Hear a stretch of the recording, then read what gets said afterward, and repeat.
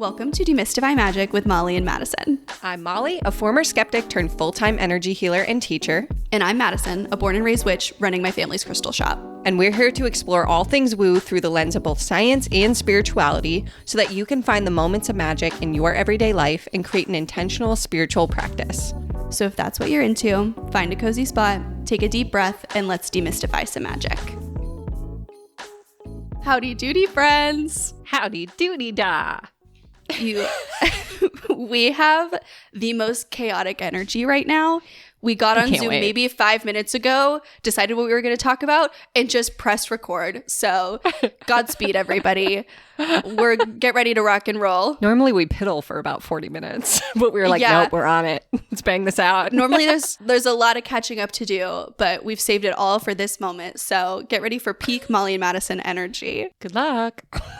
Good luck to us all. So today we are talking about what is, in my practice at least, one of the most underrated spiritual tools. Mm-hmm. We're talking pendulums. Pendulums. I love a pendulum aesthetically. I love them energetically. And I love the science of them. So I'm so excited to geek out. But first, Molly, what was your magic moment this week? I think we already know. Okay, so my magic moment is like a little bit unbelievable. And I can't wait to listen to last week's Molly on the pod and listen to a version of me that had no idea this was coming, but Reiki training sold out in 12 minutes.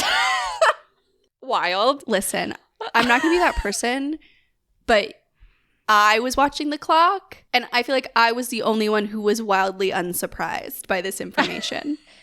You were like, well, it's sold out, it happened. And I'm like, really? It took a whole 12? I was expecting 6. To the point where I had to open a second round of training dates and a second round of spots, and those sold out in about 2 hours. Yeah. Yeah. So that was bonkers. That was almost to give y'all a little, because I know a lot of you were watching my Instagram stories, seeing this happen in real time, but I want to share with you some behind the scenes. So my husband, as we've talked about, he's a skeptic. He's also not on social media, and he has never run a business. So he doesn't understand really what I do. He only understands like what I share with him. And in the past, I've never had Reiki training fill this fast. I think the fastest I've had a training fill was like 4 days or something. And so I have this little card that I write the number of spots before I open the doors, and I handwrite everyone's name on it. And so I have my clipboard and I refreshed my page when the doors open, and I was like, oh, great, there's like 12 people in. So I write all their names down, and then I refresh, and I'm like, oh my God, there's 20 more people. And I write all their names down. And to the point where like 3 minutes in, my husband walks into my office and I'm frantically scribbling. And he's like, what do you need? And I was like, call the contractor, babe, we're renovating the house. And he was like, what is going on? And then like 20 minutes later, I come downstairs. I'm just like floating. And he's like, what happened? I was like, Reiki training just sold out in 12 minutes. And now I don't know what to do for the rest of the day. Because my hand's cramping. I know. It's like, what is happening? So anyways, if you got into the training, I'm so excited to work with you. If you didn't get into the training, there will be more opportunities. Make sure you're on the wait list. Thank you. Just thank you. And I'm so freaking excited. I'm so proud of you. And I'm so excited. I even was getting messages of people being like, I made it into Reiki 1. And I was like, you go. Someone DM'd me and compared it to waiting for Coachella tickets. Like people were like waking up at like 4 a.m. because of their time zone. I was like, this is bonkers. I love it. I'm so excited. You're the headliner of Reiki Cella 2024. Reiki Cella 2024. Yeah. What was your magic moment? I feel like I have been too sappy with my magic moments recently.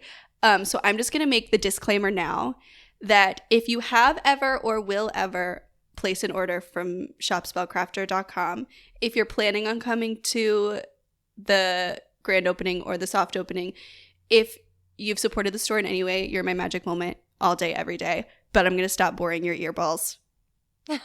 That's a word. Hold on. Can you cut that out, Lily? That's a word. I love boring your earballs. Keep boring your earballs. Keep it. Keep it. The people want to hear the Madison-isms. Okay. That's something that Drew and I do is we add the word balls to everything. Yeah, that's like great. We make it like that. We make it like eyeballs. Anyways. Yeah, love that. Sorry, everyone. I'm going to stop forcing you to listen to me talk about how much I love you for placing your orders with Spellcrafter. We had another amazing launch, but it's not my magic moment. I'm going back to our roots with a magic moment today. My magic moment is a moment of true manifestation that I had to actually, I had to restrain myself from voice memoing you about it immediately when it happened because I was so proud of myself. So I know you hear me talk a lot about Taylor Swift on the pod, but there is another female artist who really does have my heart. Her name's Ethel Cain. Mm-hmm. And she's like my inspiration for Spellcrafter. Like I've had like my real thought while curating the space has been, I want a space that makes me feel how Ethel Cain's music makes me feel. Ethel Cain's a stage name. It's a concept. Her first album, Preacher's Daughter, came out a couple years ago. It's a concept album. Trigger warning everything if you're going to listen. But if you listen to the album and read the lore, it's like chef's kiss, incredible. Molly doesn't care for it, but we don't care. She's... It's a point of contention in our friendship. It is, because I discovered her last year and I was like, Molly, you have to listen to this concept album. Like, I'm going crazy. I'm like deep in it. I can't stop. I literally couldn't stop thinking about her music when I first discovered it. It was like overtaking my brain regardless. She's like done the thing that artists are kind of doing now where when you're entering like a new era of your music, you like archive all your Instagram posts, you change your profile picture, you signal the transition somehow. That's been happening. I've been really keeping my eyes peeled, my ears open. I've been hot on the press. I've had my finger on the pulse of what Ethel Cain is up to. Please tell me. It's nothing new yet, but today I was about to leave for work and I was, going to put on Ethel Cain to drive to work. And I had the thought to myself, I wish that I had new Ethel Cain music. I am on this woman's Spotify page every day, multiple times a day. Tell me today I did not find an EP that I had never seen before from 2019. Hey. I manifested new Ethel Cain music. The universe was really like, there you go. I know. The universe had been holding on to that one for me. So I got to listen to new Ethel Cain music. How is it? I really like it. Her older stuff, it's just, I love to watch an artist progress through years. Ethel Cain is a character in this like first concept album that came out in 2021, I believe, maybe 2022. And so anything before that album is under the stage name, but like isn't a part of the story. And so it was really fun to see something that like wasn't attached to that very cohesive piece and like see, I don't know, I just loved it. I was so excited. It was such a treat. What a treat. Little treat magic. Little treat magic. All right. Now that I've rambled on. Ethel Cain, if you're listening, I love you. I would risk it all for you. Can you imagine if we got Ethel Cain on the pod? No, don't make me think about it. I would literally change. Sorry to everyone listening. I would transform this podcast into whatever she wanted it to be. I would literally be like, well, now we have a music podcast for this week because we're here to talk to Ethel Cain. Ethel Cain, what is your spiritual practice like? Hit my DMs. I'd love to talk about it. I feel like she's a witch. She seems witchy. Hundo P. We're manifesting Ethel Cain on the pod. If anyone wants to tag her in our stuff on Instagram, let her know. Yeah, anyways, starting my Ethel Cain spinoff podcast. Anyways, let's just dive right in. We're going to start with the obvious of like, what is a pendulum? And I always use the phrase like, oh, when you say societally, like the pendulum is swinging back and forth, the image that you have in your head of like, oh, the pendulum is swinging back and forth of like, I don't know. What do people say that about? Yeah, I really don't know. But whatever you see in your head when somebody says that expression, that's a pendulum. Did that make any sense? Off to a strong start. Listen, in my head, I really thought I was eating with that one. Okay, I always think of, so I'm a New Englander, so this is not going to be relevant for anyone out who has never been to the Boston Museum of Science. But in the Boston Museum of Science, they have a giant pendulum encased in glass, and then they have dominoes around a clock face around it, and it swings on the Earth's axis and it knocks over the dominoes throughout the day. I'm sorry, what? Okay. Also, can I talk about how both of us we did the thing that everyone hates, which is where in the definition of a word you use the word, where we're like, what is a pendulum? And we're like, okay, imagine this pendulum. It's a long chain with a pointy thing on the bottom, like a dunce hat upside down made of metal. Okay, you with me? Yep. And they have a circle around it of dominoes, and it's encased in glass. And throughout the day, because of how the Earth spins on the axis, it knocks over dominoes that represents the time of day. Wow, that's very cool. The best part about this is, just think about, it's somebody's job to set up all the dominoes in the morning every single day. Just I'm picture Googling that it right person. now. Yeah, is there an image? Oh, wow. It is way more intricate than I thought it would be. Does it have tiles on the bottom? Yeah, Google, if you're listening to this, Google Boston Museum of Science Foucault's pendulum, or just pendulum, and it'll come up. That is not at all what I thought. Also, that is not dominoes. In my head, I want you to know that what I saw. No, but they're like little, they're like little thingies. In my brain, I pictured literal, like, huge dominoes with the numbers on them. No, they're regular size. But they're not dominoes. See this picture with the kid? Yeah, but not with the kid. I need you guys listening to know that every day before we record, we say to ourselves, okay, we've got a hard stop at 45 minutes from now. And then 10 minutes pass and we're on Google Images looking and arguing about what is and is not a domino. Okay, so it's not a domino, but it's like a little metal thingy that it knocks over. Anyways, that's what I picture when I think of a pendulum. Well, now it's all I'm going to see too. I know. In reality, a pendulum is defined as a weight hung from a fixed point so that it can swing freely backwards and forwards, especially a rod with a weight at the end that regulates the mechanism of a clock. Oh, yeah, I guess it is like that's what's in a grandfather clock, huh? Yeah. That would have been a better image than just saying the word pendulum over and over again in different scenarios. But in reality, I love that definition because a lot of times we think of, in the world of spiritual practices, a pendulum has to be like a pointed crystal on like a sterling silver strand hung from a whatever. But in reality, like, I've used my Apple phone charger as a pendulum. I've used my hoodie strings as a pendulum. You can use your body as a pendulum.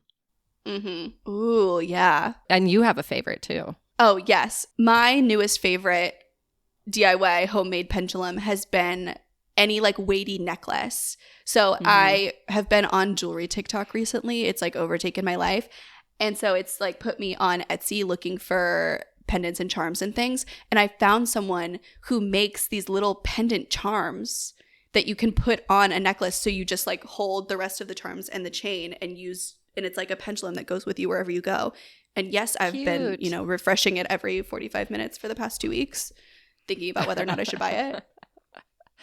But really any of those things will work. And people always ask me, like, I remember my first year on TikTok, I had a video about pendulums go viral, and all the comments were like, you can see her hand moving. You can see her hand moving. Her hand's moving it.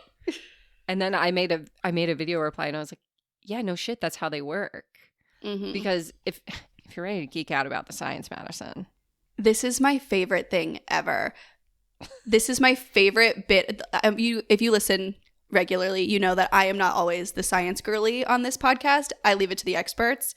This is something that I love to read about and love to talk to people about in the shop because it is such an interesting bit of science that like stuns skeptics in the way that they think they're owning me with it. And I get to be like, no, isn't that so cool? Yeah.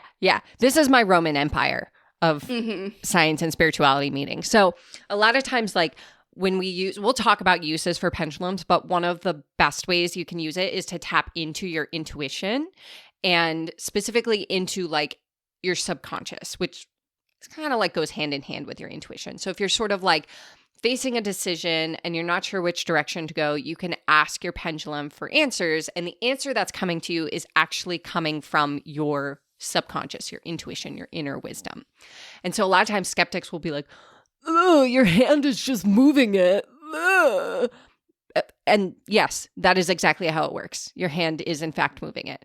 So you hold it up like almost like you were holding a dead mouse by its tail.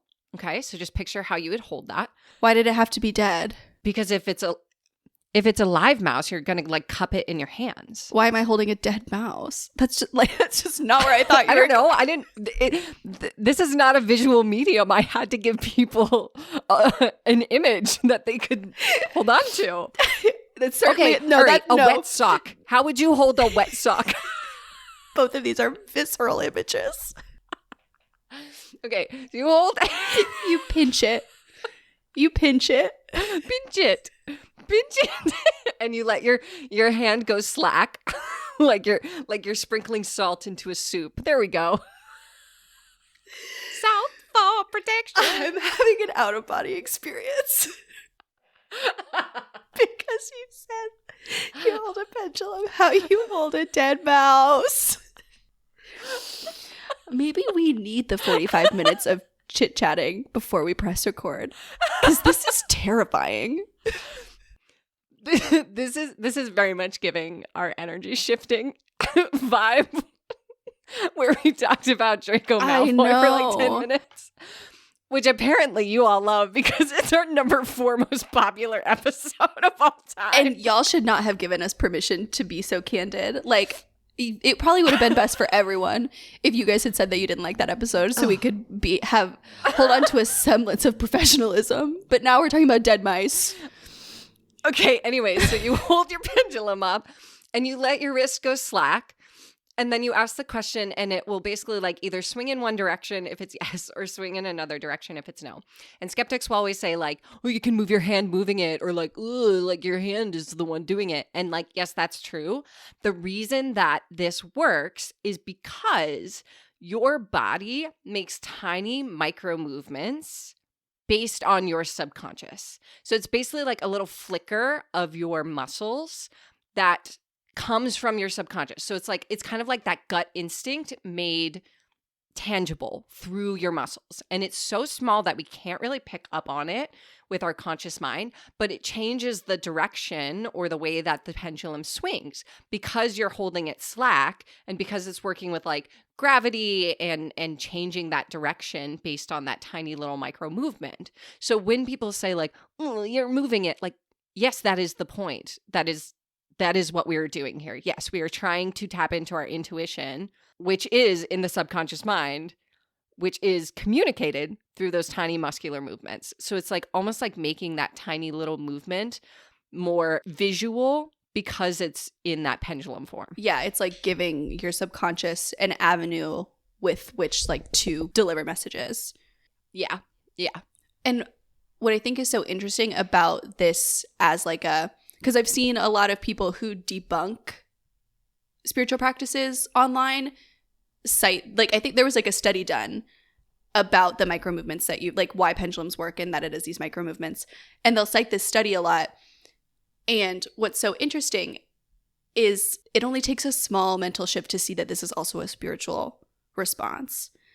Because the total like completely 100% spiritual, what a lot of people also still believe is that spirit or spirits who have passed are moving the pendulum rather than you. Mm-hmm. But what is the difference if someone is moving the piece at the bottom of the pendulum or if someone is moving your finger in the smallest of ways? Yeah. You know? Right. Or like I also think like it's so interesting because I feel like I don't work with spirits, so I don't want to be like, this is the exact answer.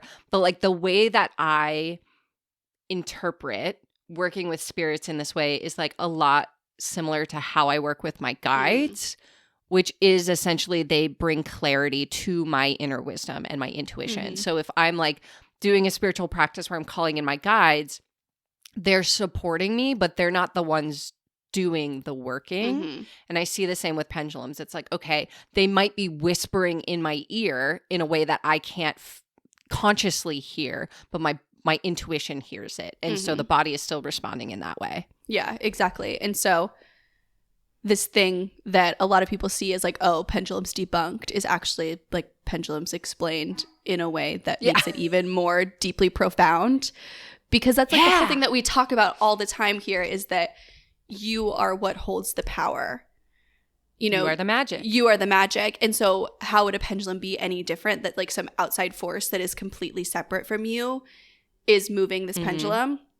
And the thing is, I do believe that that's the case sometimes. Like, I do believe that an outside force can move a pendulum in a way, but I do think that it's also likely the way that I would be moving it with those micro movements anyways. Like those things just feel so interconnected to me that it doesn't matter. But here's the thing, Madison. An outside force is always going to be moving the pendulum because gravity is an outside force. Ooh, so true. Right? So it's like, okay, so are we debunking gravity now? Because that's a can of worms we could open. Yeah. So let's talk about ways we can use pendulums.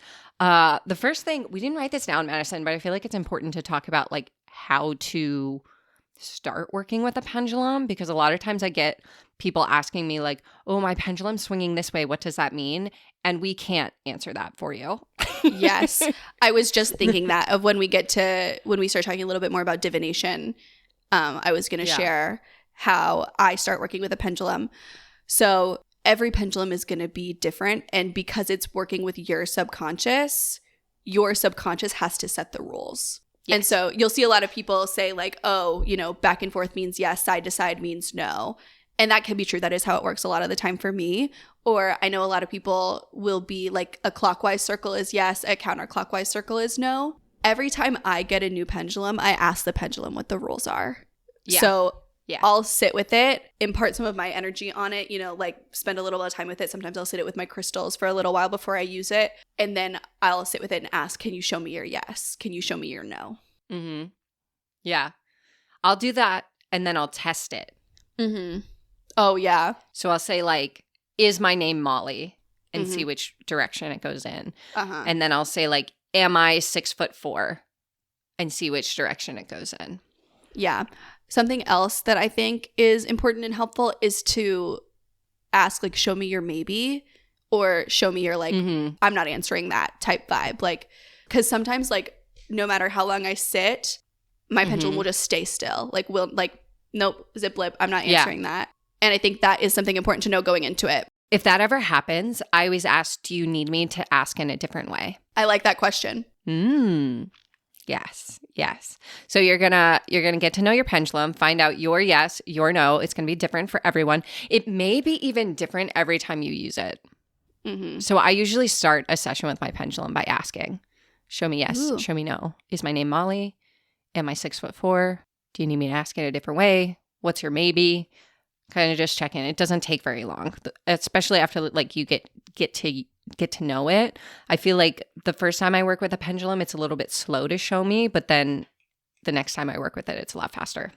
I've never had that experience of like feeling the need to ask for the yes and no every time. Like, what led you to start doing that? That's so interesting to me. Okay, so my truth is that I have ADHD, as we know, and I forget that pendulums exist. So I pick up my pendulum and I use it very regularly, and then I put it down, and then I forget it exists, and then like a couple months later I pick it up again, and I just want to make sure that it's it's still in tune. Okay, we're still on the same page. I'm caught up. I'm caught up. I was like, that is a pendulum I would not want to work with, because if you're changing the rules every time I pick you up.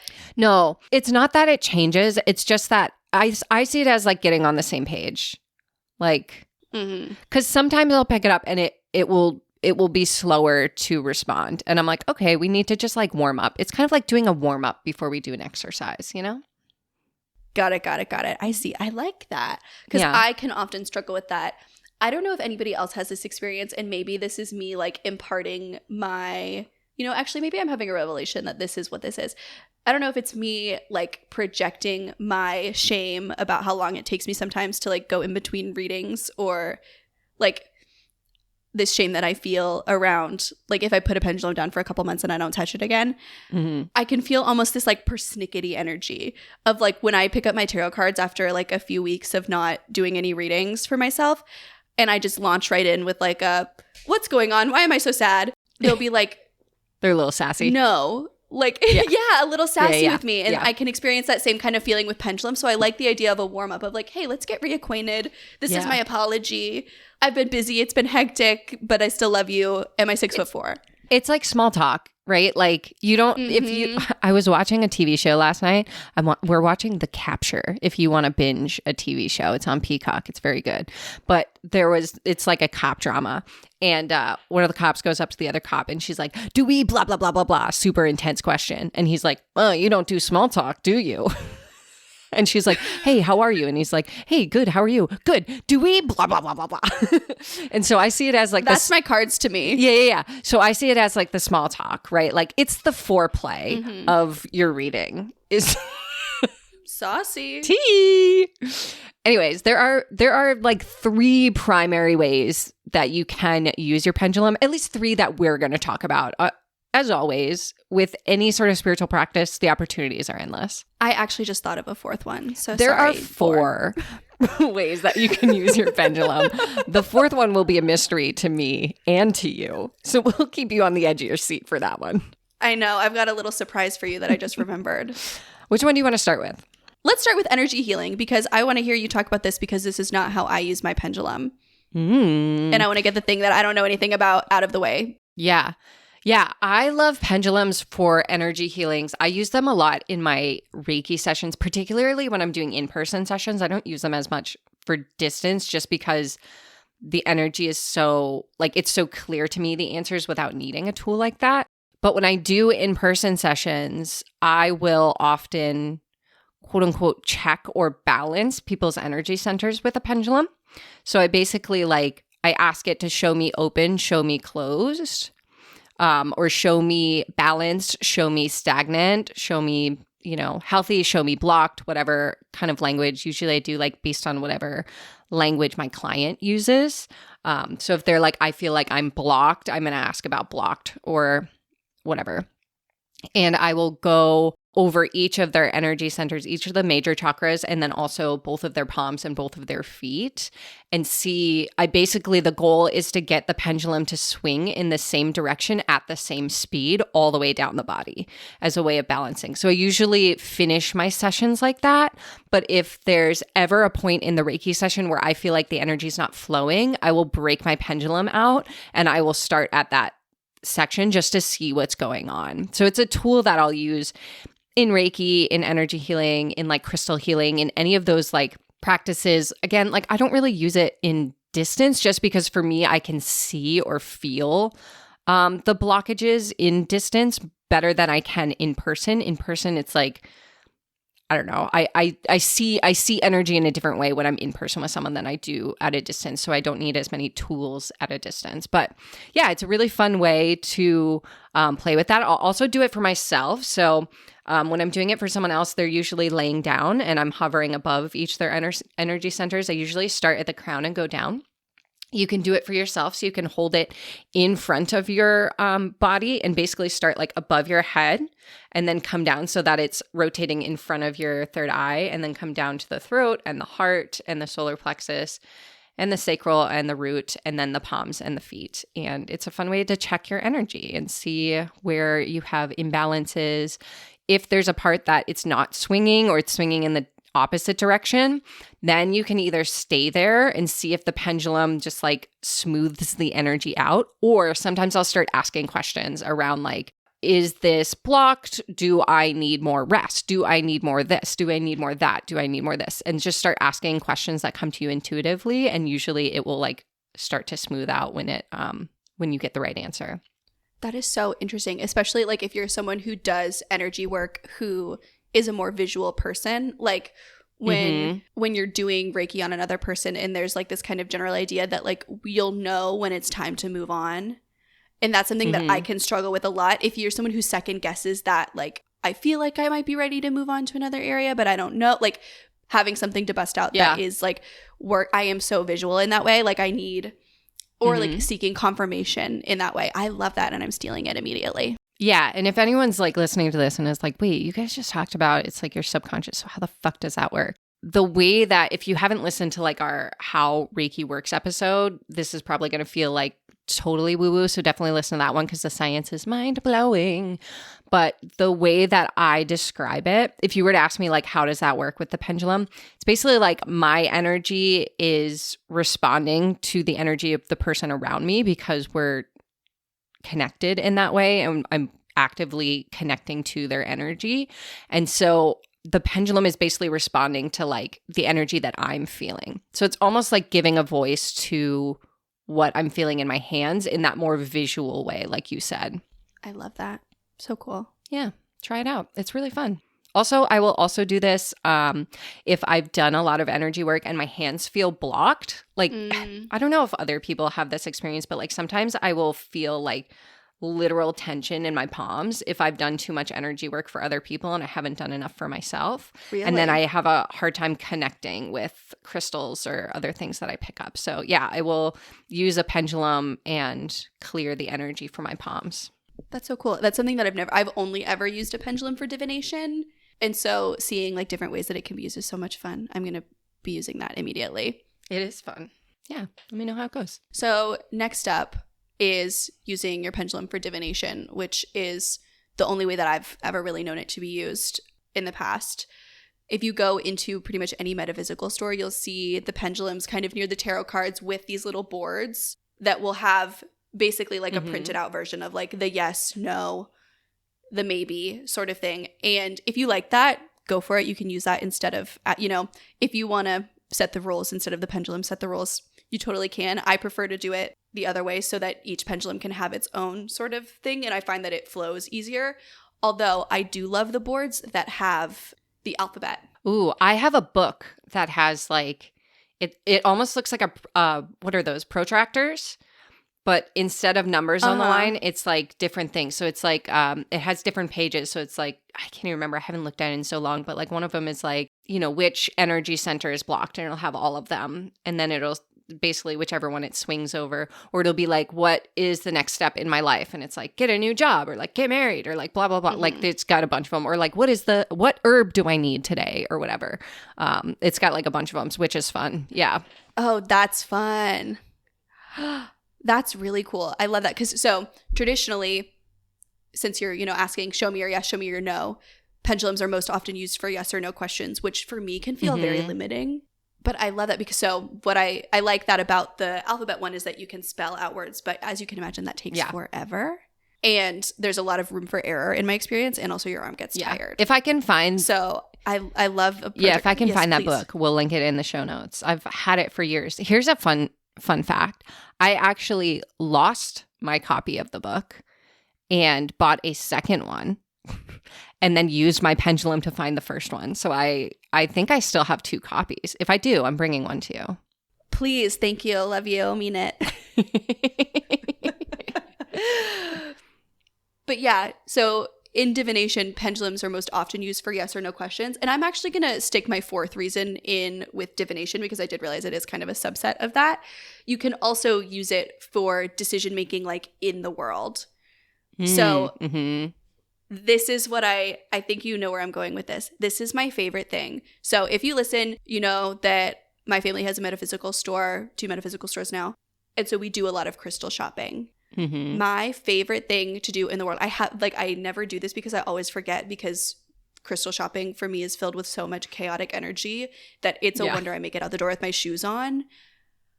But I love to see, it's something I almost always see with like older women who like you can tell they've had their metaphysical store for like 30, 40, 50 years. They will walk around the shows with their pendulum and walk up to every single stone. Wow. And have it swing yes or no for whether or not they should bring that crystal to their store. Wow.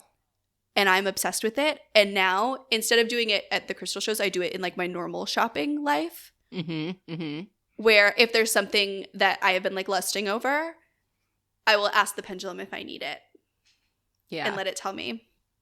Pendulum shopping. I remember very distinctly, I don't remember where I was shopping, but I was shopping somewhere and I was like, oh, should I buy this? And I really could not decide. And so I just grabbed my hoodie string and held it out in front of me and used it like a pendulum. Oh, that's so good.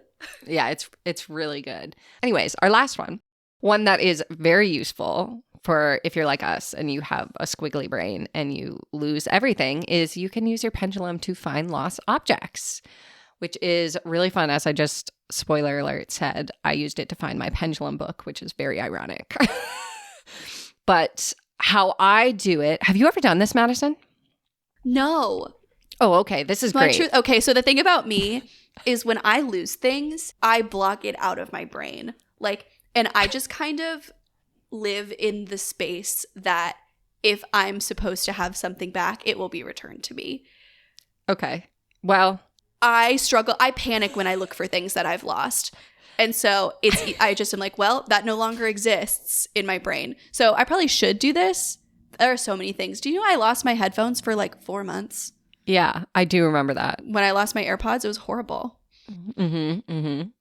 Anyways, you can use your pendulum. So how I do it is I will first ask, show me yes, show me no.